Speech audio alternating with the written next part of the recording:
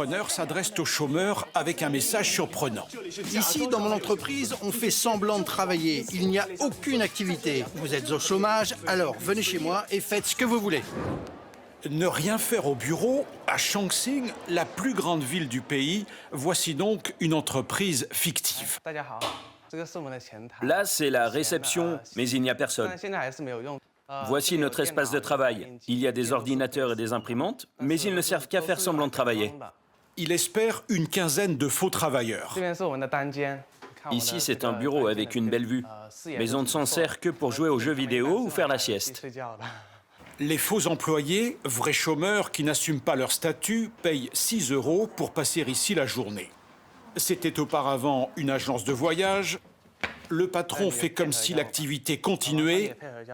Simulation de réunion. C'est un voyage Hong Kong-Macao.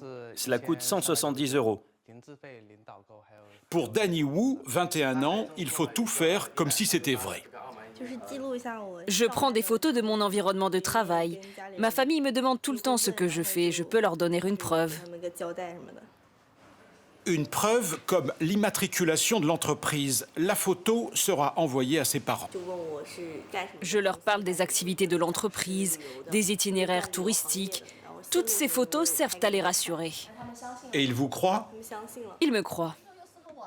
Des mensonges pour éviter la pression sociale. Les faux travailleurs préfèrent jouer aux cartes et certains le reconnaissent, ils ne recherchent pas un emploi. Le marché du travail n'est pas bon et quand on a un vrai job, on doit souvent faire des heures supplémentaires ou des tâches qui rendent mal à l'aise. Une nouvelle vie dans un faux bureau pour ne pas affronter le regard des autres. Dani vient tous les jours depuis 2 mois. Elle y fait même la sieste. Et à 17 h, elle rentre chez elle. Cette infographiste a quitté sa région natale pour tenter sa chance dans la ville de Chongqing. Cela fait 2 mois que je vis ici. Je cherche du travail. Mon petit ami avec qui j'habite ne sait pas que je suis sans emploi. J'ai l'impression que tout le monde autour de moi a un travail. Cela me met mal à l'aise. Je perds un peu la face.